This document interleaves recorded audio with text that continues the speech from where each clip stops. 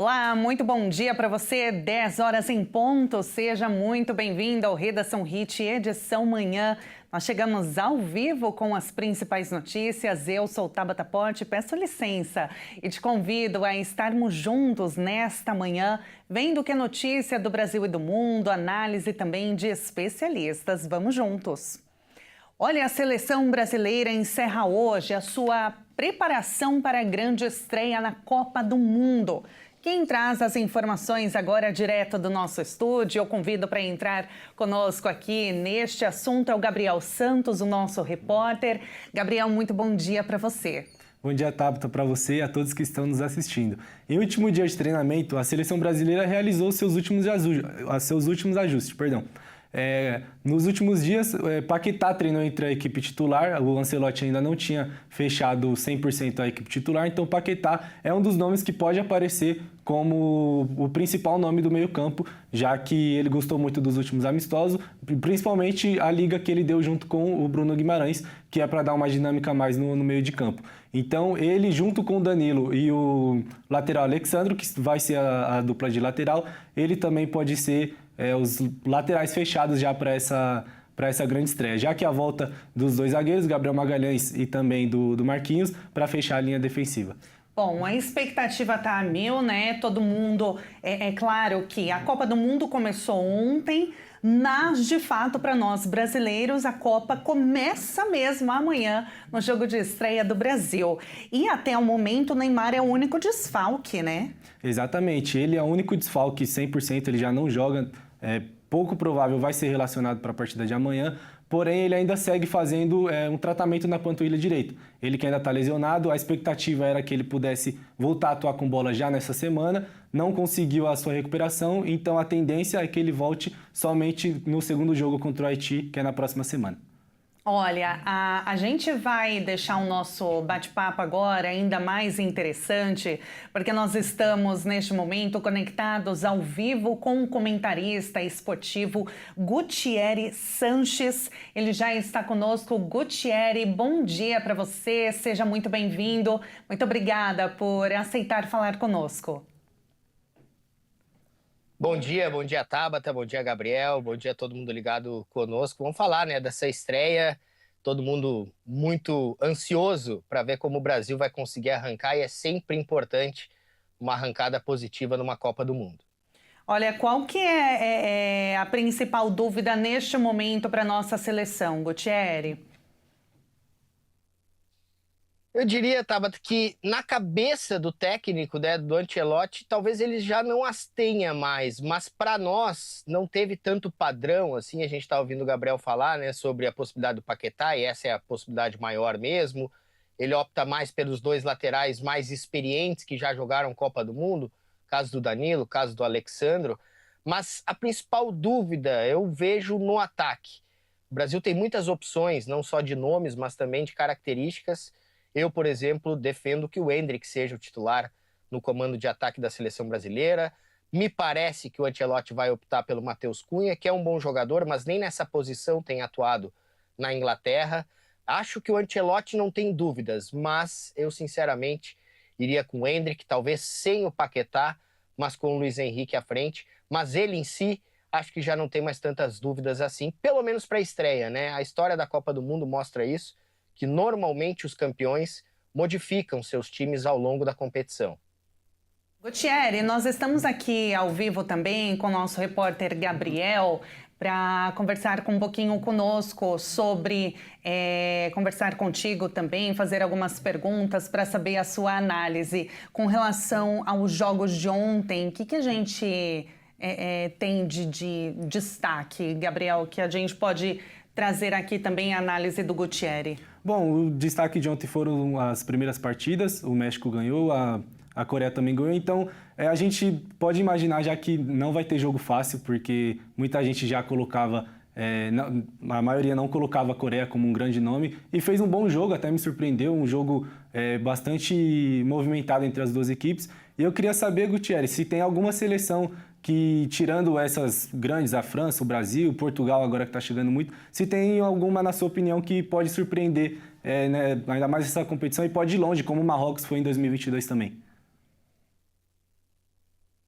Copa sempre reserva isso, né, Gabriel? E você citou bem a Coreia. A Coreia é um time que tem bons jogadores, mas não vinha jogando bem. Aliás, vinha jogando bem mal, na verdade. E ontem surpreendeu jogando bem, com os jogadores individualmente, mas também coletivamente, em cima da República Tcheca. Não que eu aposte que vá tão longe assim, mas eu vejo Costa do Marfim e Senegal, dois times importantes. Próprio Marrocos, que o Brasil vai encarar agora na estreia, também acho um time interessante.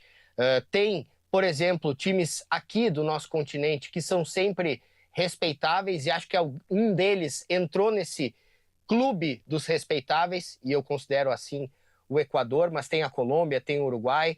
Essa Copa, ela tá perfeita, assim, né, para algumas surpresas. Copa do Mundo reserva isso. Agora, o que a gente considera surpresa, né? Alguém que nunca foi até as quartas, ir até as quartas, alguém que nunca passou das oitavas, mas chegou nas semifinais, é muita coisa, é claro, mas a Copa sempre tem algumas surpresas, e eu diria que esses sul-americanos e alguns africanos podem sim surpreender. O Japão também é uma boa equipe, mas o Japão normalmente tem uma boa equipe. Bom, a gente preparou, o Gabriel preparou uma reportagem sobre os primeiros jogos de ontem. A gente vai acompanhar juntos agora e daqui a pouquinho você volta, Gutierre, trazendo mais comentários a respeito. A Copa do Mundo começou e já tem seleção feliz da vida. No jogo de abertura do Mundial, México e África do Sul se enfrentaram pela primeira rodada do Grupo A. A primeira partida da Copa do Mundo de 2026 lotou o Estádio Azteca. Mais de 80 mil torcedores acompanharam o confronto, com ampla maioria de mexicanos nas arquibancadas. E o time da casa fez a alegria de sua torcida. Em uma atuação dominante, o México venceu por 2-0, com gols de Quiñones e Raul Jiménez. A partida também ficou marcada pela arbitragem do brasileiro Wilton Pereira Sampaio, que distribuiu cartões e expulsou 3 jogadores ao longo do confronto. No outro jogo da chave, Coreia do Sul e República Tcheca entraram em campo. Após um primeiro tempo sem gols, as equipes voltaram mais ofensivas para a etapa final. Em um duelo emocionante, os sul-coreanos buscaram a virada e venceram por 2-1. Além dos 3 pontos, a Coreia do Sul quebrou um tabu de 24 anos sem vencer uma partida em uma estreia de Copa do Mundo. A última vitória sul-coreana havia sido na partida inaugural do Mundial de 2002, justamente na edição mais marcante da história do país. Bom, Gutierre, eu também queria fazer uma pergunta agora mais sobre a seleção brasileira. A gente acabou de falar sobre as surpresas de outras seleções. Eu queria saber qual jogador que pode ser um grande destaque dessa seleção, agora que tem jogadores mais novos, como o Ryan, o Endrick, ou até mesmo o Neymar, um veterano mesmo machucado, se ele pode ser alguma surpresa, ser decisivo em algum jogo, né, ao decorrer dessa Copa do Mundo. Olha, Gabriel, o Neymar é meio que uma reserva técnica, né? Se ele estiver bem, ele vai acrescentar, não dá para esperar muito, mas se tiver, ótimo, tá lá, tem que ficar mesmo, tá tudo certo. Não é nenhuma crítica, é só a gente esperar para que ele esteja bem fisicamente. Eu ainda acredito no Vinícius Júnior, acho que chegou a vez dele, já teve a experiência ruim de uma Copa do Mundo, de uma eliminação, né, de uma primeira experiência.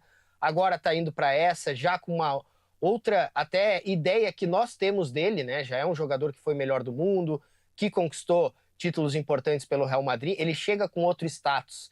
É bem verdade que ele não tem grandíssimas atuações com a camisa da seleção brasileira, mas eu estou acreditando que dessa vez ele vai conseguir nos ajudar. E o outro, você citou, para mim, o Endrick é o cara que tem mais DNA de jogador brasileiro, de ataque, de Copa do Mundo, né? Não é aquele atacante normal, inclusive fisicamente, é um pouco mais baixo, mas é muito forte, tem estrela, estreou jogando contra a Inglaterra em Londres e fez gol, contra a Espanha em Madrid e fez gol. O último gol da preparação brasileira foi dele ao entrar no segundo tempo com o Egito. Então é um garoto que eu aposto muito, tenho muitas esperanças e espero que o Ancelotti o coloque de titular já na estreia.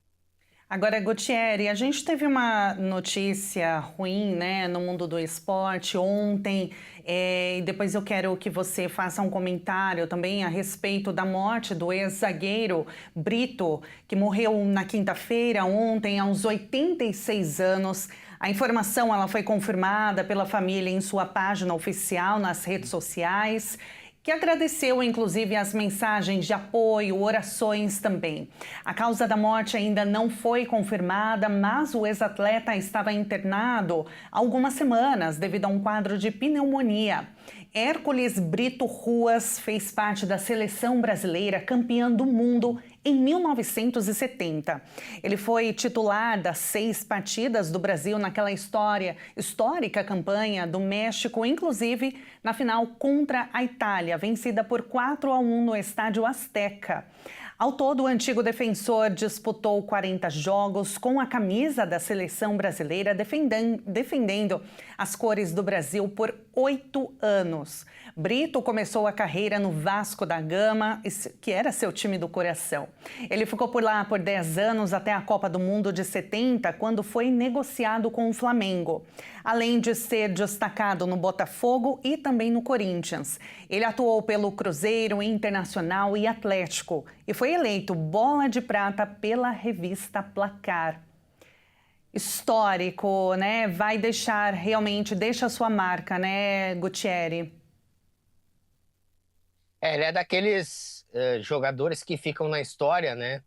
Por participar de uma grande conquista, mas ter também uma relevância nessa grande conquista. Essa Copa de 70 a gente falou muito, ou se fala muito até hoje. E é justo, claro, do Pelé, do Jairzinho, do Tostão, Rivelino, Gerson, mas eu sempre lembro do Everaldo, do Carlos Alberto, do Clodoaldo, do próprio Piazza e do Brito, que jogou ao lado do Piazza na zaga da seleção brasileira. Fez história nesses clubes que a gente citou, mas é daqueles pouquíssimos jogadores que a gente conta nos dedos que teve essa grande conquista da Copa do Mundo. É dos nossos imortais, a gente lamenta muito, mas a história dele ele deixou bem marcada, com certeza. Realmente deixa a sua marca, né? Um grande legado e é uma geração de ouro, né? Do futebol brasileiro. Realmente os melhores, só os melhores. Olha, Gutierre, foi um prazer enorme dividir tela contigo, trazendo aqui a sua análise. Já de antemão eu deixo o convite para você voltar para trazer também a sua análise dos Jogos do Brasil. Amanhã, eu quero saber qual que é o seu palpite de amanhã, hein?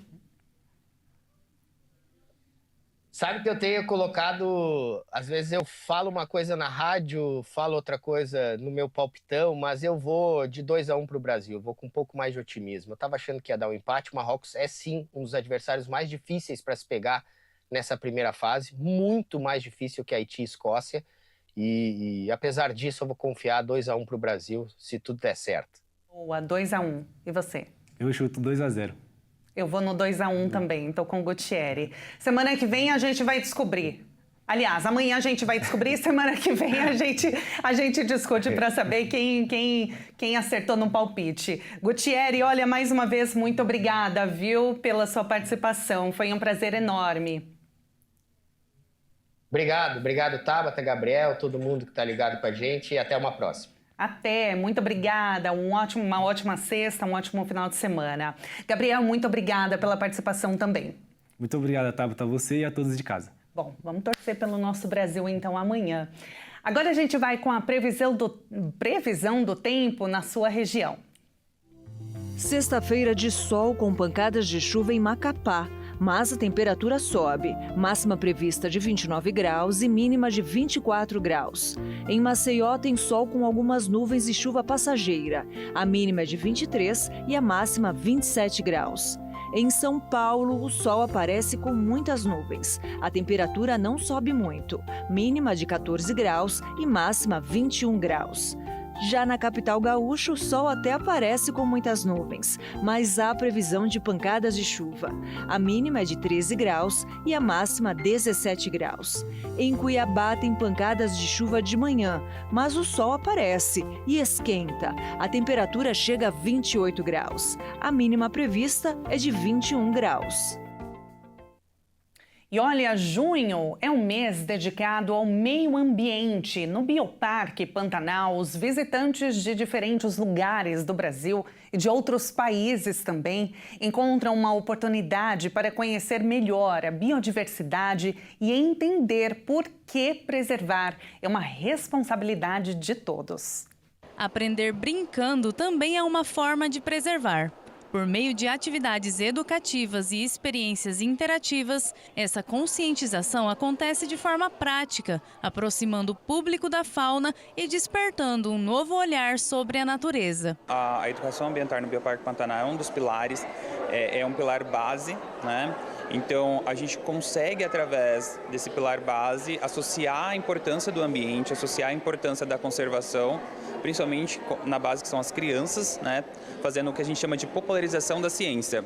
Entre os visitantes, as crianças costumam ser as mais curiosas. E é justamente nessa fase que o contato com a natureza pode despertar valores importantes, como respeito e cuidado com o meio ambiente. Hoje é muita tecnologia, eles não têm tanto contato às vezes com a natureza, né? E a questão da preservação é muito importante para que eles tenham essa consciência. Poder presenciar e ver realmente os animais, assim, foi muito importante para ele, com certeza. Qual foi a parte que você mais gostou? A parte que tinha um axolote ali nos outros aquários lá para trás. Além do trabalho educativo, o Bioparque se consolidou como um dos principais atrativos turísticos do estado. Desde a inauguração em 2022, mais de 1,5 milhão de visitantes passaram pelo local, vindas de todos os estados brasileiros e de 140 países. Eu gostei, muito bonito, muito legal aqui. Amei a cidade, me gostou, conheci a primeira vez aqui o Bioparque. Eu me senti muito orgulhoso de ver a quantidade de tipos de fauna e flora que tem aqui e é fantástico. E a gente veio para uma competição chamada Onça Pintada. E hoje a gente teve uma folga e a gente pesquisou e descobrimos o aquário e viemos e estamos encantados. O Bioparque também chama atenção pela diversidade. Em 2025, o número de espécies chegou a 470, enquanto o plantel ultrapassou a marca de 45 mil animais. Um verdadeiro retrato da riqueza encontrada nos rios e ecossistemas do Pantanal. Atuando aqui, a gente consegue com que essas pessoas que vêm para cá consigam compreender que a ausência desses animais eles podem aí causar um processo de degradação ambiental, e que não vai afetar só aquele ambiente, mas nos afeta por conta desse serviço ecossistêmico que o ambiente proporciona para nós. A gente viu, né, em cada lugar contando a história do animal, questão do resgate, o porquê que ele está ali, né, o porquê que é importante preservar animais que estão em extinção. Então, eu adorei a iniciativa. A conservação também depende da convivência harmoniosa entre pessoas e animais silvestres. Algumas espécies desempenham funções essenciais para o equilíbrio dos ecossistemas. A missão do ICAS, além de trabalhar com os animais, é justamente buscar essa coexistência, né, dos animais com as pessoas. Então, o tamanduá-bandeira mesmo é um bicho que as pessoas aqui de Campo Grande já devem estar habituadas a ver. O tatu-canastra é um pouco mais misterioso, mas ainda é um animal que é super preservado, né? É digno de preservação. Ai, que legal, passeio imperdível. E olha, a gente está em clima de Copa do Mundo, né? Desde ontem falando aqui no nosso jornalismo, hoje também não é para menos, porque faltam um dia, né? E nesse clima de Copa do Mundo, se tem uma coisa que nós brasileiros gostamos e que combina com futebol é o quê? É comida boa, comida na mesa. Mas afinal, o que não pode faltar no cardápio do torcedor brasileiro? Será que as pessoas já planejaram o que vão comer amanhã durante o jogo? Você já pensou na hora ali de reunir a família, os vizinhos, os amigos? Olha, é sobre esse assunto que a gente vai tratar agora com o nutricionista.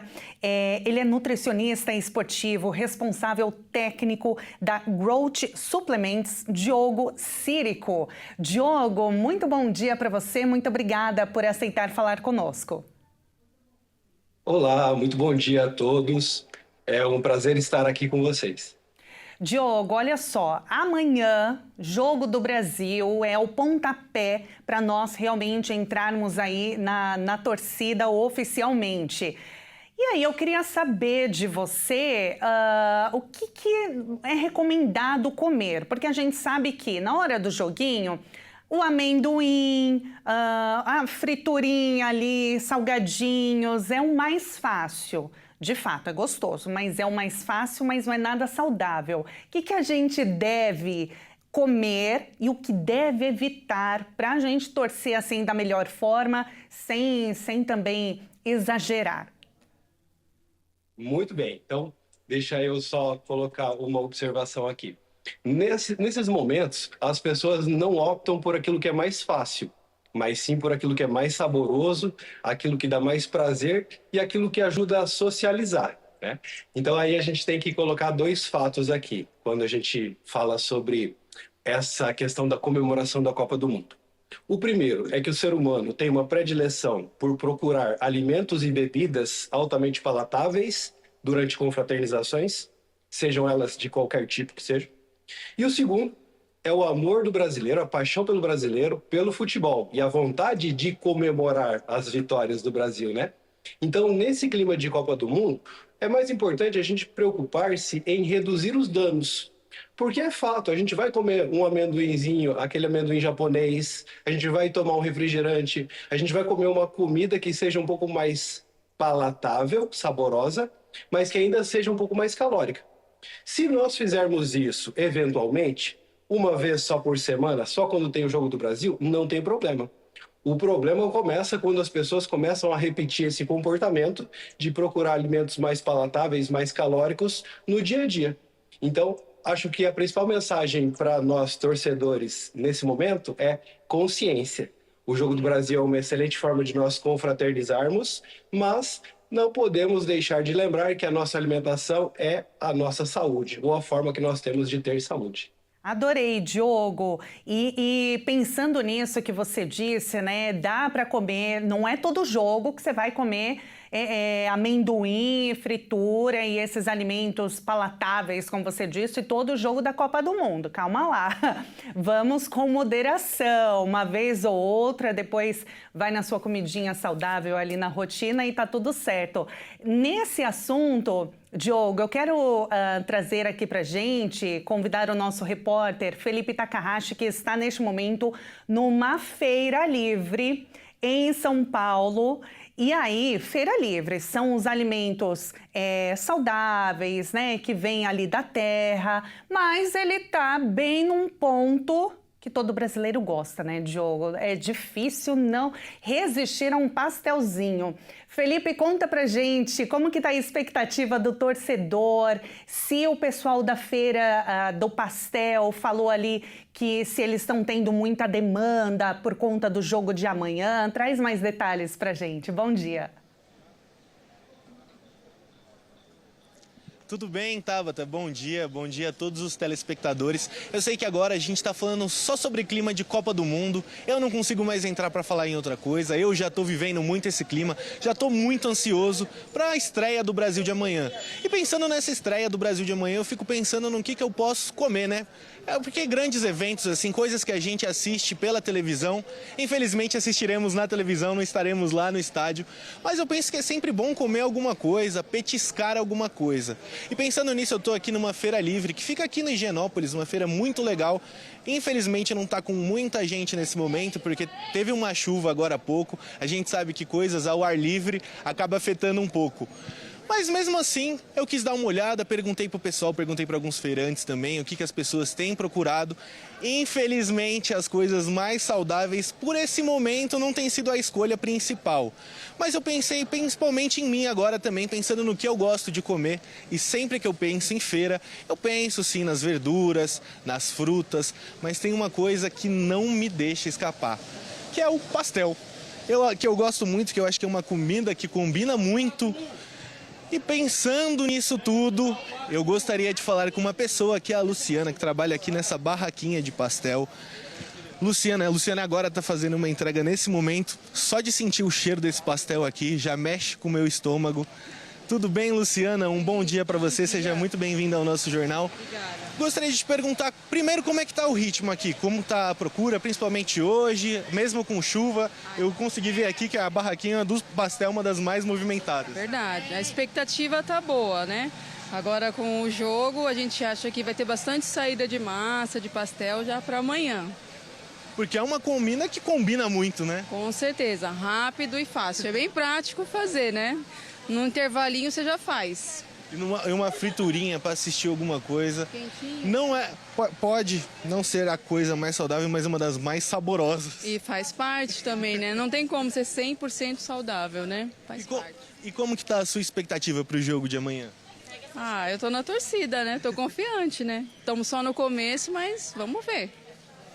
Ó, a gente tá fazendo algumas coisas aqui e a gente tá falando sobre o pastel. Eu gostaria de agradecer muito a sua participação, Luciano. Espero que venda muito mais pastel. Eu daqui a pouco vou comer o meu também. Tem que experimentar. E Diogo, disto tudo isso aqui, eu quero que você deixe qual é o seu palpite sobre isso.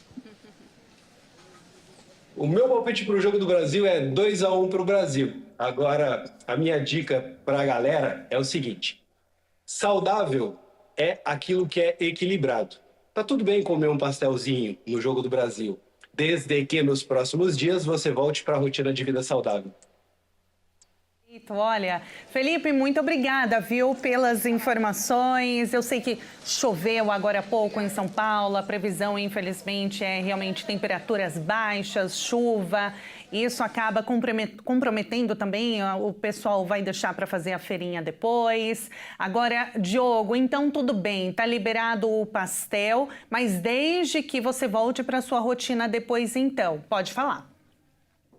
Exatamente, está liberado um pastel, com moderação, desde que retorne depois. Não sou 2 nem 3. Ô Diogo, agora com relação à hidratação, porque a gente está nesse clima de outono, já chegando o inverno, e eu queria saber, né, o que a gente deve então tomar? Água, refrigerante é melhor evitar por conta do açúcar, caldo de cana, por exemplo, junto com pastel é uma boa? Exatamente. Onde eu estou aqui, está chovendo e está muito úmido. Isso faz com que a nossa sede reduza ao máximo. E quando a gente não sente sede, a gente não procura líquidos e a nossa hidratação pode ficar inadequada.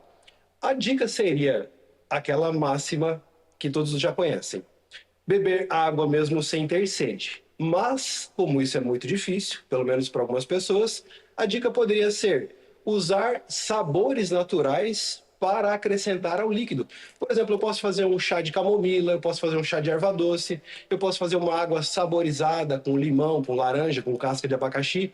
Inclusive, vai trazer muitos nutrientes, agregando o processo de nutrição dessa pessoa.